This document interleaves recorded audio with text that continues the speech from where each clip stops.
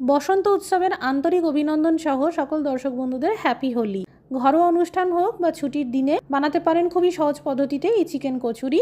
Frying প্যানে খুব সামান্য তেল দিন, এবার কুচানো পেঁয়াজ দিন, পেঁয়াজ কুচি হালকা বাদামি আর নরম হওয়া পর্যন্ত ভাজা থাকুন। একে একে দিয়ে দিন আদা, রসুন আর কাঁচা লঙ্কা, দিয়ে দিন চিকেন মশলা আধা চামচ, ধনের গুঁড়ো 1 চামচ, গরম মশলার গুঁড়ো, স্বাদ মতো লবণ, বোনলেস চিকেন দিয়ে দিন। ভালো করে 5 থেকে 7 মিনিট মতন ভাজুন। পুর তৈরি হয়ে গেছে, এবার ঠান্ডা হতে দিন। 100 গ্রাম চিকেন আছে, তাই সেই বুঝে 400 গ্রাম ময়দা দিয়ে দিন। সামান্য লবণ ছড়িয়ে ভালো করে মেখে নিন। এবার 2 টেবিল চামচ তেল দিন। এরকম আটো আটো হলে আর চাপ দিতে ভেঙে গেলেই বুঝবেন ময়দার পরিমাণ ঠিক আছে। অল্প করে জল দিয়ে মেখে নিতে থাকুন। মিক্সার গ্রাইন্ডারে দিয়ে দিন আর ভালো করে বেটে নিন। আর কুচানো ধনেপাতা ছড়িয়ে ভালো করে মেখে নিন।